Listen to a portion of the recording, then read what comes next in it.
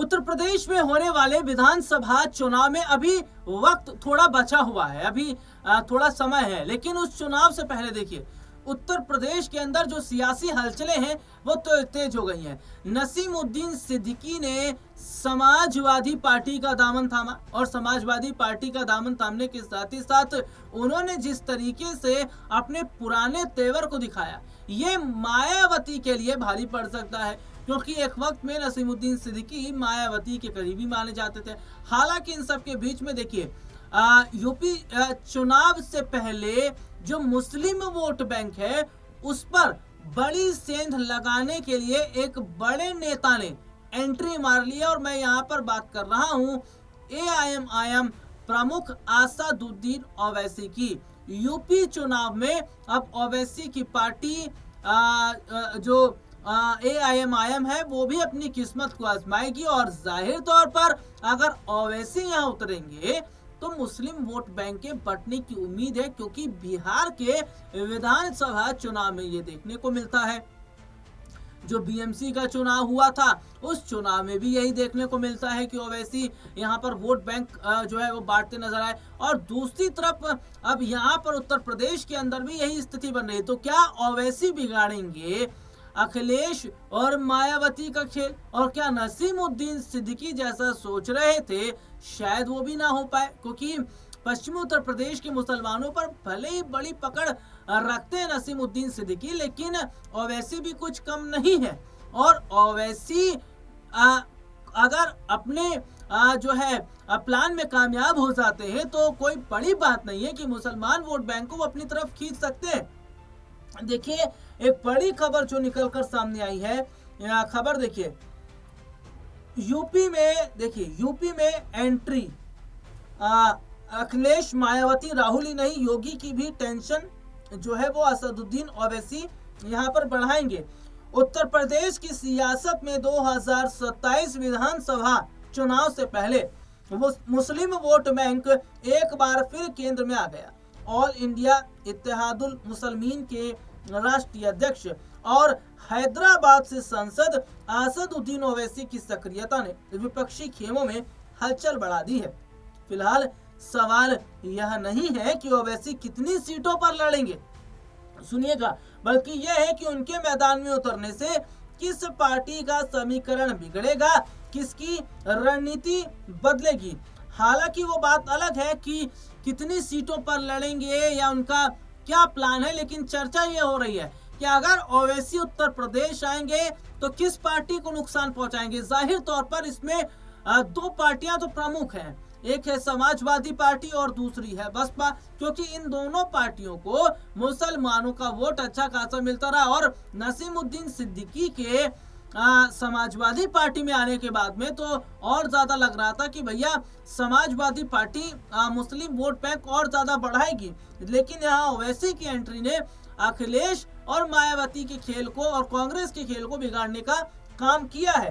दावा है कि एआईएम 200 सीटों पर चुनाव लड़ेगी।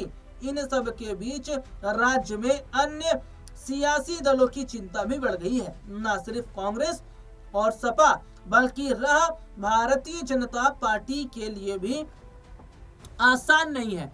हालांकि यहाँ पर देखिए सबसे बड़ी बात है, देखिए मैं इसको इस तरीके से भी बताऊंगा कि भारतीय जनता पार्टी की अगर मैं बात करता हूँ तो उसे मुसलमान वोट बहुत कम मिलता है। ये बात हर कोई जानता है कि भारतीय जनता पार्टी को मुसलमानों का जो वोट है वो इक्का दुक्का अगर मिल गया तो मिल गया, बाकी जो एक तरफा वोट है और जो एक तरफा वोट पड़ता है वो अब समाजवादी पार्टी के लिए ज्यादा शिफ्ट हुआ है। जब से ये खबर निकलकर सामने आई थी कि जो मायावती है वो बीजेपी की बी टीम है, तो अब यहाँ पर देखिए देखा जा रहा है कि समाजवादी पार्टी एक तरफा मुसलमानों का वोट बटोरने का काम करती है, लेकिन कहीं ना कहीं अब शायद वो ना हो पाए।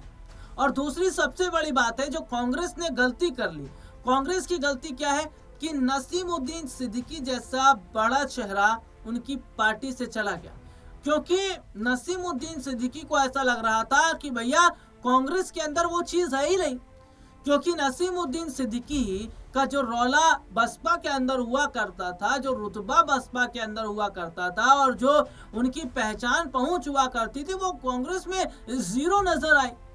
और यही वजह है कि दल बल के साथ में वे समाजवादी पार्टी की तरफ आ गए। तो यहाँ पर अब कांग्रेस के लिए भी मुश्किलें खड़ी होती नजर आएंगी। सबसे बड़ी चिंता कांग्रेस की बताई जा रही है।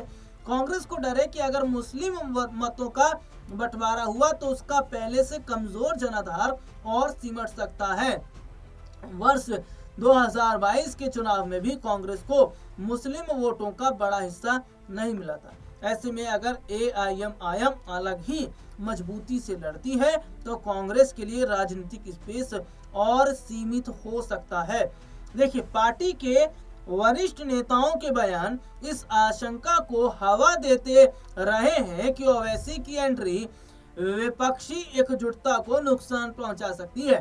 कांग्रेस अध्यक्ष मल्लिकार्जुन खड़गे ने उत्तर प्रदेश में ओवैसी की संभावित एंट्री पर चिंता जताते हुए कहा कि उन्हें आने मत दो, वरना वो खुद भी खत्म होंगे और हमें भी खत्म कर देंगे।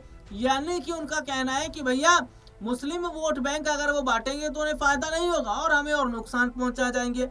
खड़गे जब ये कह रहे थे तब उनके साथ यूपी स्थित सहारनपुर से सांसद इमरान मसूद भी थे।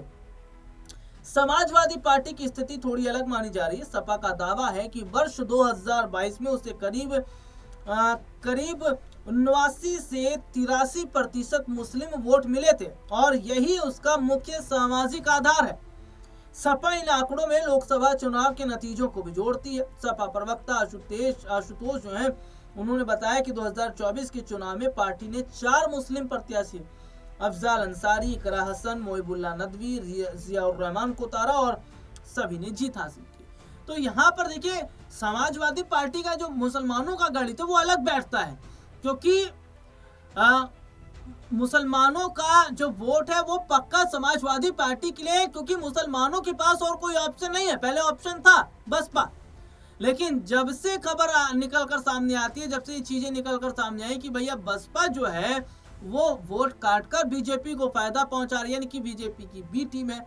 और कहीं ना कहीं मल्लिकार्जुन खड़गे असदुद्दीन ओवैसी के लिए भी यही बात कह रहे हैं। मल्लिकार्जुन खड़गे भी ये कह रहे हैं कि भैया ओवैसी यहाँ आएंगे ना तो वही हालत हो जाएगी कि भैया न खाएंगे न खाने देंगे, क्योंकि उनके हाथ कुछ लगेगा नहीं और जो जिसको लगना है वो मिल नहीं पाएगा।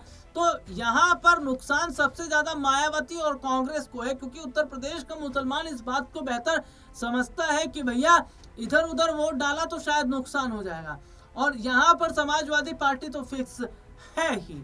तो इसीलिए समाजवादी पार्टी को उतनी चिंता शायद नहीं भी सता रही। और जिस तरह से जो नसीमुद्दीन सिद्दीकी है उन्होंने पार्टी का दामन थामा, उसके बाद से अखिलेश यादव का थोड़ा सा जो मनोबल है वो बढ़ता नजर आया है।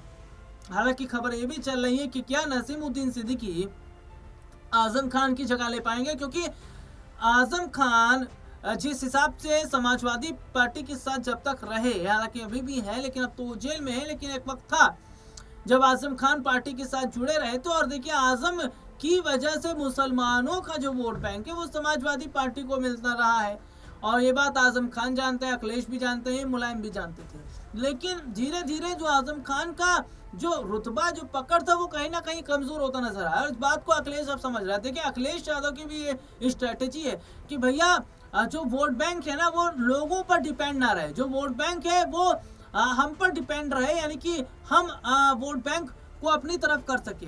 तो जिस तरीके से आजम खान का सिक्का चलता था, ये देखकर अखिलेश यादव भी थोड़ा हैरान हुआ करते थे।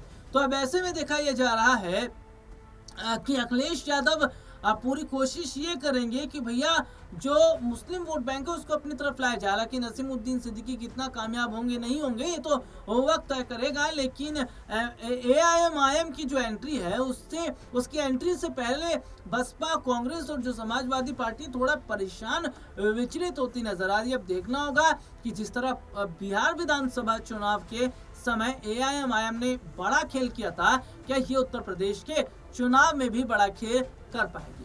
फिलहाल इस प्रोग्राम में इतना ही, आपसे फिर दोबारा मुलाकात होगी, तब तक के लिए इजाजत दीजिए।